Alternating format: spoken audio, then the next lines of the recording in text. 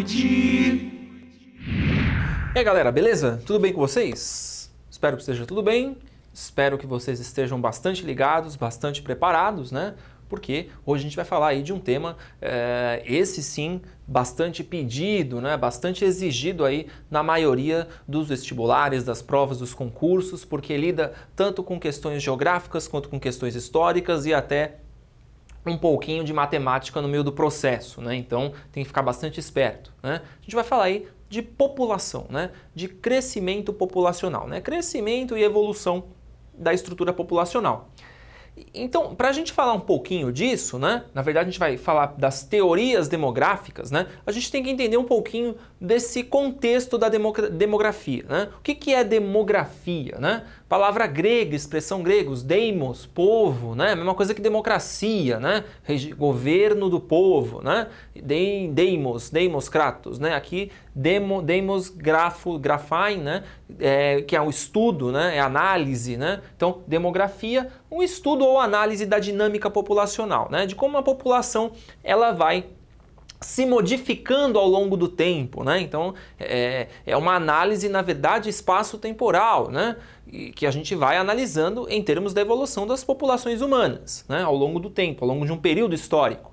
Então o que se costuma analisar nessa área, né, de conhecimento que é a demografia? A gente sempre pega informações sobre o crescimento da população em determinado período, a estrutura etária, ou seja, né, quanto tem de criança, quanto tem de idoso, quanto tem de pessoas adultas, né, enfim, né, como que está essa estrutura, né? A gente até tem uma análise gráfica para isso, que é a pirâmide etária, né, de ver as diferentes idades, né, organizadas lá no gráfico.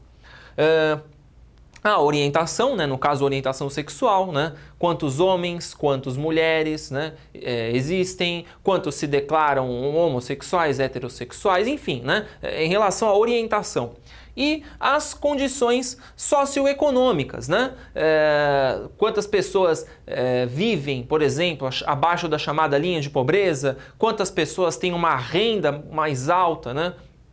Quantas pessoas têm dificuldades para conseguir se alimentar. Então são informações de caráter geral, socioeconômico, né? E não só relacionados à economia, né? Mas também à sociedade de um modo geral, tá? Então são algumas informações, alguns temas estudados aí pela demografia, né? Justamente para que você possa entender qual é o comportamento geral da população de um país, né? No caso o Brasil.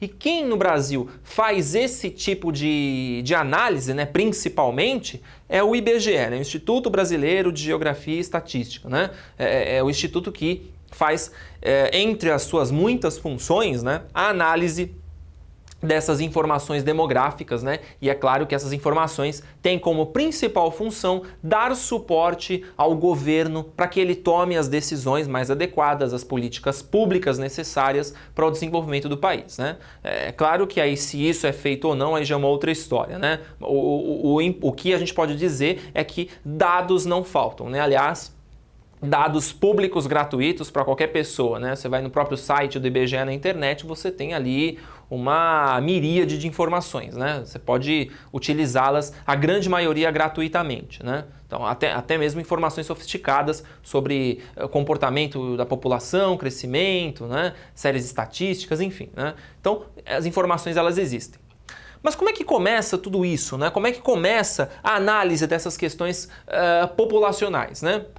Primeiramente porque o crescimento, né, e a evolução das populações humanas ao redor do mundo, elas começam a se tornar um objeto de preocupação, principalmente dos governantes, né, das pessoas que estão envolvidas com a política e com a economia dos países, né? Já que isso traz impactos significativos para o andamento das condições gerais, né? de cada país, de cada nação, enfim, né?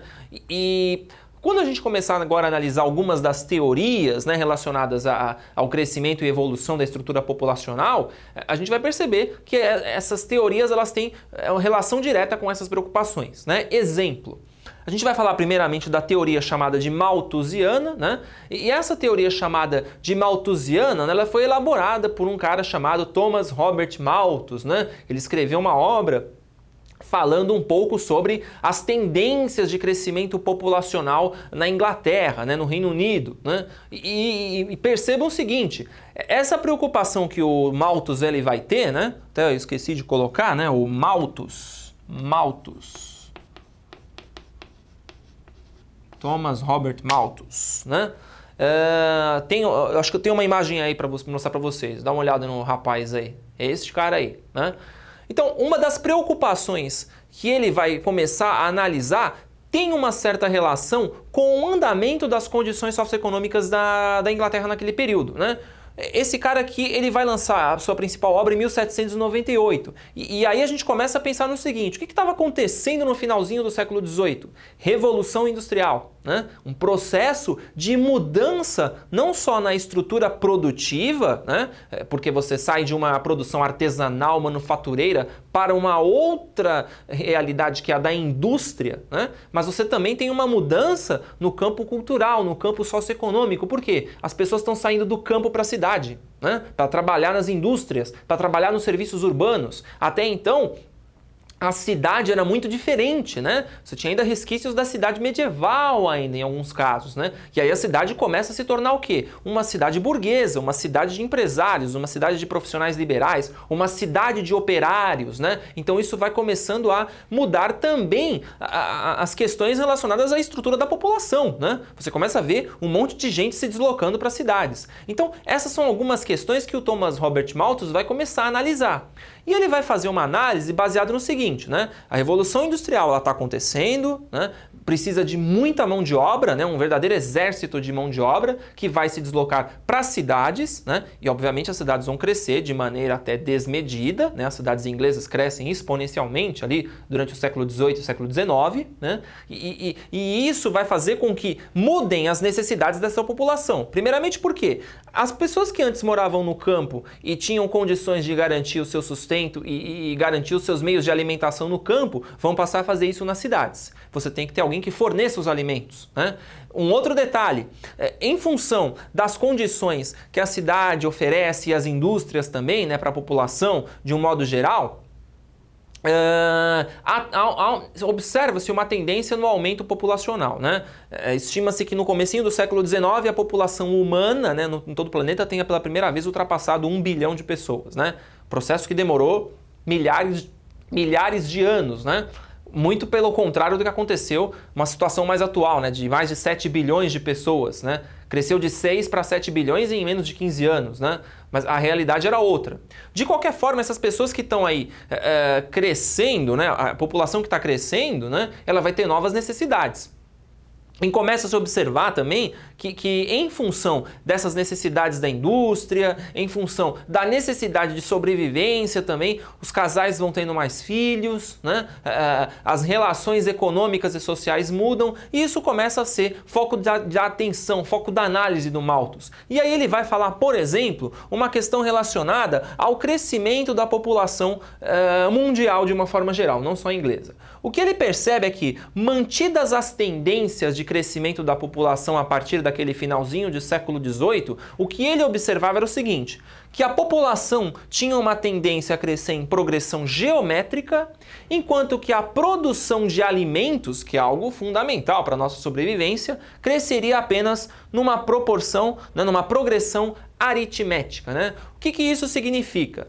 Que o Malthus começou a analisar que as condições tecnológicas, as condições técnicas, né, as condições para produzir alimentos na época não eram suficientes para atender uma população crescendo tão rapidamente. De modo que ele começou a analisar o seguinte, se a população crescer desta forma durante um longo período de tempo e a produção não acompanhar o mesmo ritmo, o que vai acontecer? Você vai ter falta crônica de alimentos e aí uma parte da população vai começar a passar fome. né? Então essa é uma preocupação muito grande. Tanto é que isso vai fomentar, né, discussões sobre o controle de natalidade, sobre o fato dos casais precisarem ter menos filhos, porque previa-se a catástrofe, né? E quando a gente fala de progressão aritmética, né, ou progressão geométrica, vocês já devem ter visto isso em matemática, né? PG e PA, né?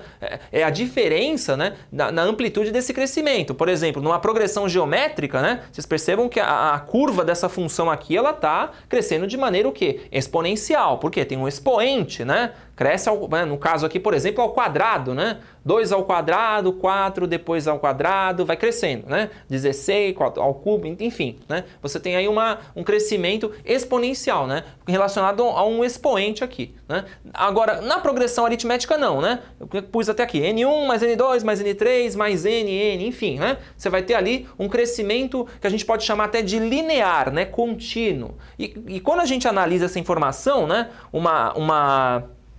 Uma curva mais próxima aqui desse eixo de ordenadas, né?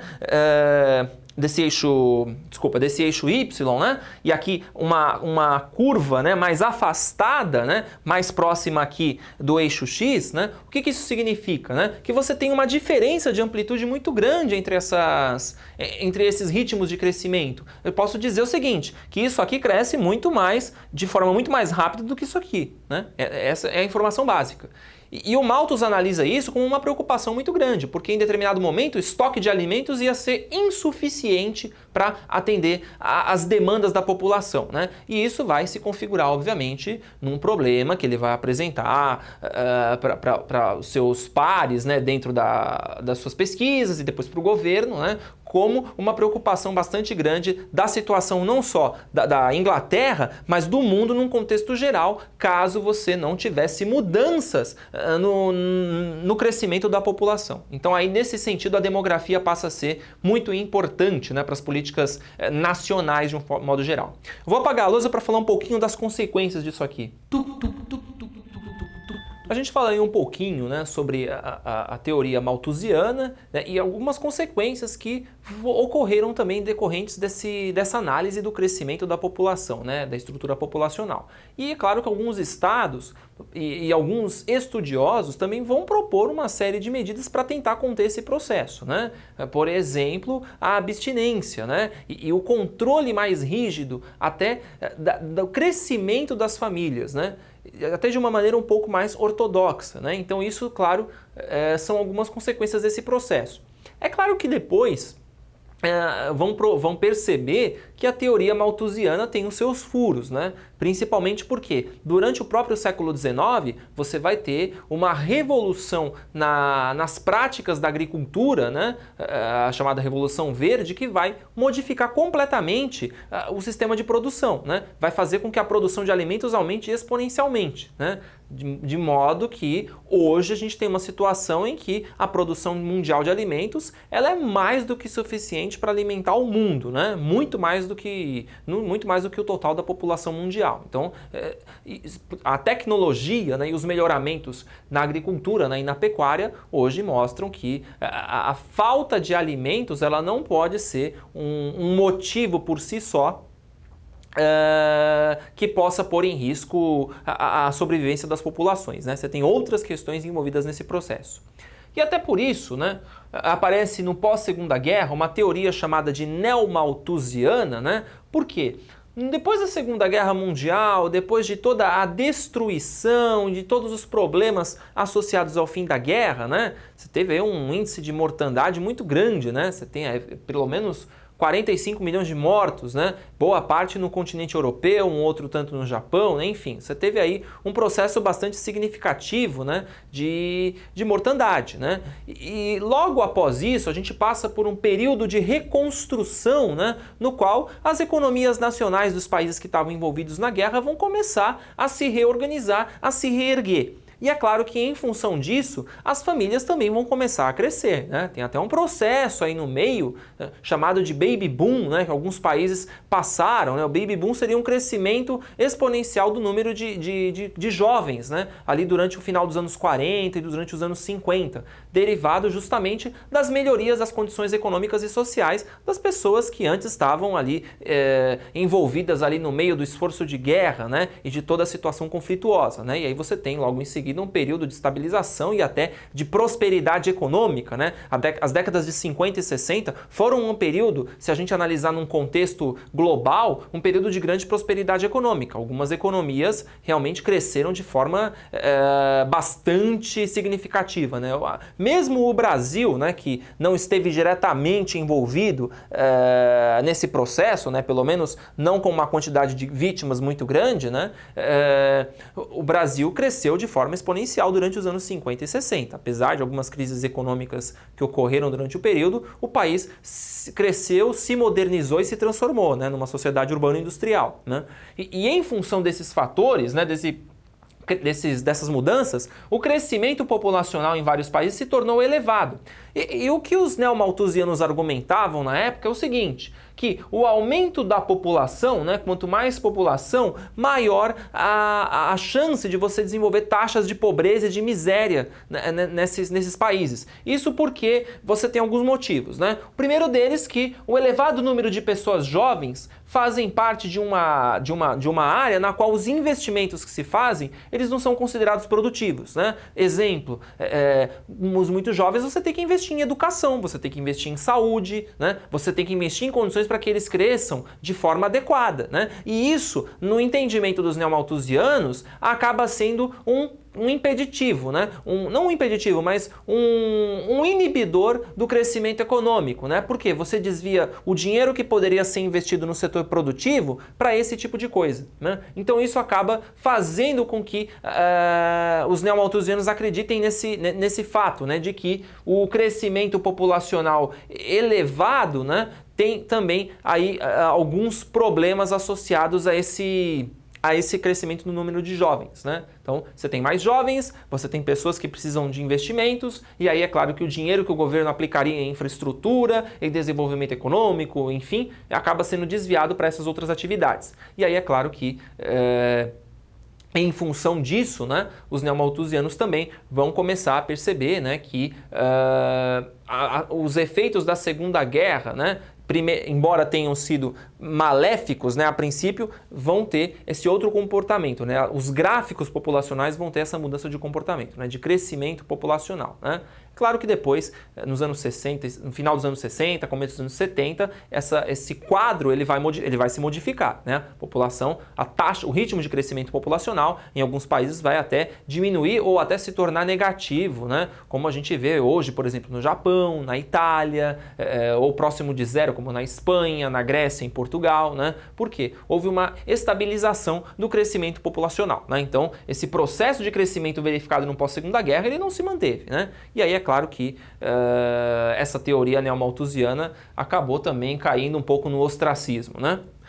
Depois a gente tem uma terceira teoria que é a chamada teoria reformista ou marxista. Por que marxista, né? Porque tem influências das análises socioeconômicas que o Karl Marx, né, faz em algumas das suas obras, né? Entendendo o seguinte, né, que um dos fatores da baixa qualidade de vida da população em algumas partes do mundo, né, está relacionada justamente a fatores ligados à pobreza, né? Por quê? Você precisa ter políticas públicas, você precisa da intervenção estatal em muitos casos para poder corrigir essas distorções sociais que no entendimento dos reformistas tem como uma das causas do elevado crescimento populacional, né? Dando um exemplo, né, nesse entendimento, seguindo essa linha, né, quando a população tem pouco acesso a serviços públicos, à alimentação, à saúde, educação, enfim, né, essa população acaba crescendo de maneira até mais acelerada em função da deficiência dessas políticas públicas, né?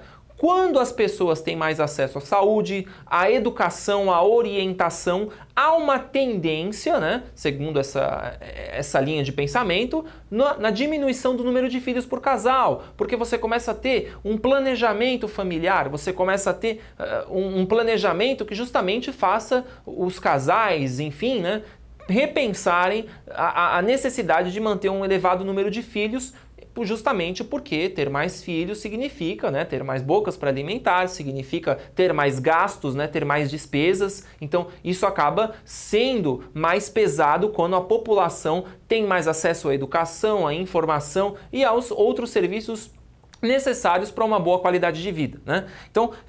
Então os reformistas, né, que têm a influência do marxismo, vão entender que a pobreza é um dos fatores responsáveis pelo elevado crescimento populacional. E aí é claro que o Estado teria que estimular, né, intensificar suas políticas públicas para que os serviços públicos cheguem, para que a população melhore sua condição de vida e, é claro, comece a se planejar e a repensar sobre a necessidade de um elevado número de filhos, né? E aí, emendando com isso, eu já vou falar de uma outra teoria chamada de teoria da transição demográfica. Nesse entendimento, que é mais contemporâneo, isso aqui, né, vem desde o final da Segunda Guerra, mas principalmente anos 60 e 70, né? Aqui não, aqui já é um pouco mais recente. Nesse entendimento aqui, o que os estudiosos percebem é que existe uma tendência dos países, de um modo geral, a passar por diferentes fases de crescimento populacional, né? Vou dar um exemplo para vocês pensando no Brasil, né? Fiz aqui um gráfico, né, hipotético, pegando uma situação de crescimento populacional, poderia ser do Brasil, né? Você tem primeiro aqui uma situação número 1, né? Eles até chamam essa primeira fase de uma fase chamada de pré-industrial, né? Onde você lida com economias nacionais, com países que ainda não têm um desenvolvimento econômico típico de países industrializados, onde as taxas de crescimento populacional são bastante elevadas, né? Apesar da mortalidade também ser elevada, derivado da falta de políticas públicas, da situação de pobreza, de vulnerabilidade social, né? Então, alguns países do mundo, ou na América Latina, ou na África, né, ou até na Ásia, poderiam se encaixar nesse processo ainda hoje, né? Então, são países aí que têm associado à sua condição de vulnerabilidade social taxas elevadas de crescimento populacional, e é o que a gente verifica em alguns países do mundo, né?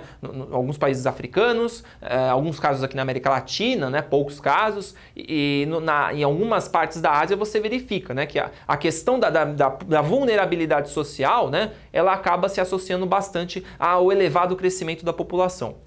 Depois teríamos uma segunda fase, que seria chamada fase de transição, na qual as taxas de crescimento demográfico começam a se estabilizar e diminuir. E isso tem um pouco a ver com países que passam por essa transformação, por essa transição de uma economia ou pré-industrial ou em fase inicial ali de uma economia tipicamente industrializada para um país altamente industrializado, altamente desenvolvido, né? Que é o caso do Brasil, por exemplo, né? Hoje nós somos um país que não está mais na fase pré-industrial e muito mais próximo de ser um país considerado de desenvolvimento um pouco mais alto, né? Por quê? Você vai tendo a melhoria das políticas públicas, você vai percebendo que as pessoas vão tendo mais acesso a produtos e a serviços, e isso aos poucos vai fazendo com que as taxas de crescimento populacional comecem a diminuir. Até chegar num terceiro momento, né, que isso aqui é muito mais típico de países bastante avançados em termos de desenvolvimento socioeconômico, né, que é a fase chamada de fase desenvolvida, fase madura ou fase avançada, né,